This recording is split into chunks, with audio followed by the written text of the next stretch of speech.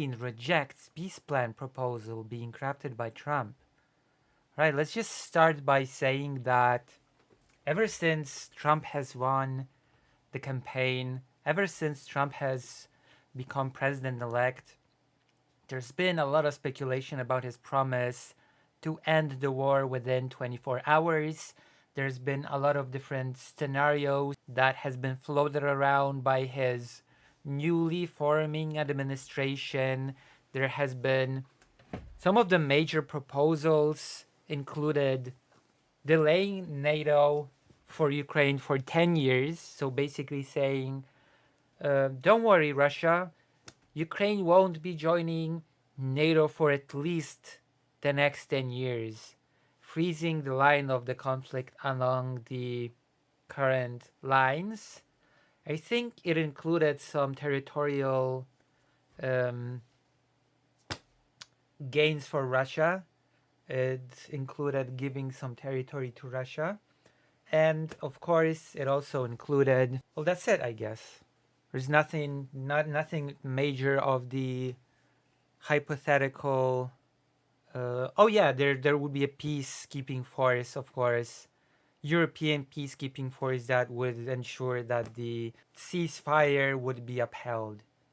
And Trump has said very firmly that no US troops would be part of this peacekeeping force, that it would be up to Europe, like Poland, Germany, France, and all the other super friends. They would be in this peacekeeping force. And all this time, as these speculations, as these hypothetical plans for peace have been formulated, I've been asking myself time and time again, okay, so what is Russia's stance on all this? Does Russia even want a peace? Is it even in Russia's interest to freeze the front line right now? There's a strong pro-war lobby in Russia right now among the oligarchs as well as among the population, believe it or not. And maybe it's a negotiation tactic. Maybe it's a way of pushing against the West and the US and saying we're a strong player. We're entering the multipolar world order. So we're gonna swing our saber and we're gonna disagree with your BS hypothetical peace that has not even been set in stone or concretely proposed yet. We're actually, you know what? We're gonna throw out there our demands. And so Russia did. The demands are as follows. No entry to NATO for Ukraine. Ever. Ever, ever. As Vladimir Putin has put it, it doesn't matter if Ukraine joins NATO today or in 10 years. It just cannot join it ever. We don't agree for NATO and Ukraine to be in the same. No, never. So that's one. Second, a severe reduction in Ukrainian military. So basically, I think that would leave Ukraine defenseless against Russia should it decide to invade again. Because those are basically two main pillars of any sort of security guarantees for Ukraine. One is NATO, which Russia does not agree for Ukraine to join it ever. Not today, not tomorrow, not in 10 years, never. Okay? And two, Ukraine's military has to be reduced significantly.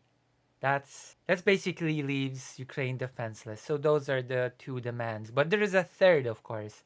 There is a third very important political demand that Russia... Well, no, there's four, actually. Apologies. We're going to get to the fourth one. The third one is, of course, that Russia keeps all the territory that it occupies and more. And also the territories that it still does not occupy. It has specified time and time again which oblasts it wishes to be under Russian control. And finally, is the demand number 4, which is that there cannot be any negotiations, any peace talks with the current Ukrainian regime. Basically saying that the current Ukrainian regime is illegitimate, that Ukraine needs a whole new government, or at least a new president. At the very least, Russia does not consider Zelensky to be the legitimate president of Ukraine.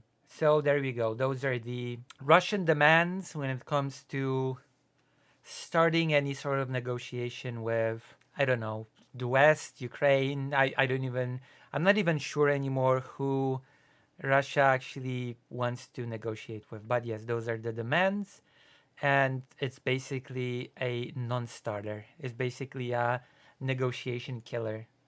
It's a complete. Those are demands that are non-starters.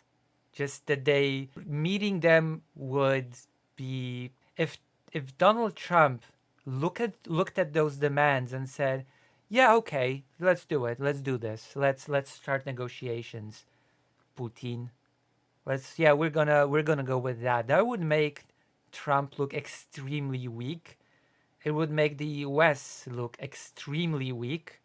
And what would even Trump gain by such a peace negotiation that would give Russia everything that it wants and more? How would that be a win for Trump? And how would it be that would not really be him keeping his electoral promise? Now would it? And also, well, so that's that, I guess.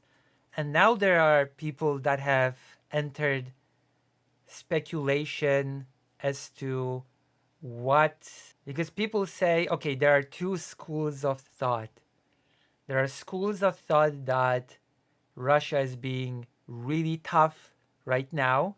There's the school of thought that Russia is throwing those ridiculous demands as long as Biden is in office. That's the moment that Trump will step in, Russia will soften its demands. That's hypothesis number 1 when it comes to what is happening here. Hypothesis number 2 is how the US should react to this whole we want Ukraine to never join NATO, demilitarize, be neutral forever, change its government, and give us territory, and so on and so forth. So, according to many people, I think Olaf Scholz also signs onto this line of reasoning. According to one school of thought, according to a group of scholars, analysts, politicians, what the US should do in response is to one up Russia when it comes to ridiculousness. Trump's United States of America should absolutely go further beyond. If Russia has super ridiculous demands, then the US has to jump higher and become even more extreme. So in this case, for example, it would be Trump saying, "Oh, so you want all these 4 things if there is to be peace talks. But you know what? You'll not get those things. Because if you're insisting on having all of these things, then we will continue the war. We will continue the war, and we will give Ukraine so much more aid that you will be completely pushed out of Ukraine's territory. You will feel the consequences of the US actually treating this seriously and actually sending not 2, not 3, but 4 times more aid than it has been sending so far. No, 5 times, 10 times more aid. So much aid that you'll be outgunned to the point of not a single soldier of Russian origin remaining on Ukrainian soil. That's basically what some analysts have advised for the US next course of action to be regarding Russia's sudden rejection of the peace plan. Now, whether or not this will happen, we will have to wait for, I guess, Donald Trump to take reins of the country, and we will see. We will even see what sort of peace plan he'll move towards. We already know that a version of it has been preemptively rejected by Russia that has pushed forward its own extreme demands. Let's see if there's anything in this Pravda in English that we have missed, maybe. Analysts at the Institute for the Study of War have indicated the Russian leader has dismissed. Okay, let me see. Rejected a suggestion. Russian Foreign Minister Sergei Lavrov reiterated Putin's false claim that the current Ukrainian government is illegitimate. We've talked about it. So yeah, I think we have. Let me see. Actually, yeah, I think that's it. I think I have squeezed. Although maybe I could talk a bit more, but then it will become a pain. Is there anything else that is there to be talked about this? Well, definitely I can say that the dreams. Well, Trump has already earlier, I think this month, indicated that peace for Ukraine might be a lot more complicated project than he predicted. And now we're basically seeing that a quick conclusion to the war is not something that's necessarily in the cards. Okay? It's not necessarily something that's just gonna spontaneously happen. Already we are seeing, as evident by certain, if the war would be to end quickly, then we would not have articles talking about Ukraine possibly being able to retreat from Kursk in the spring. Already there are speculations about the war that are preparing itself for situations past the immediate taking office of Donald Trump. If Trump would be able to end the war super quickly, which many say or said he would be able to, then the war would end still in the winter, not in the spring. But already we're hearing speculations as to what will happen in the war in the spring. So it seems like Russia is trying to ruin Trump's plan to quickly end the war. Although Russian politicians have been saying for a while now that Trump's promises to end the war quickly are not to be taken seriously because that's all that they are. Campaign promises, and that they have nothing to do with reality. Time and time again, Putin's administration has indicated that it has no interest in meeting with Trump for the time being. It is very interesting. Russia is playing its own very typical game of, on the one hand, saying things like, Slovakia could be a great candidate for us to conduct peace talks about Ukraine. Hungary seems like a good partner for us to discuss peace talks, it seems like. Especially since Orban has said that Putin is a good and honest partner. So on the one hand, Russia is signaling to some European Union countries that are pro-Russian that they would be great candidates to conduct peace negotiations. But on the other hand, it just rejects Trump's version of a peace plan by saying, no. These things that you're talking about that are already very bad for Ukraine, those are not enough. Those are not nearly enough for us.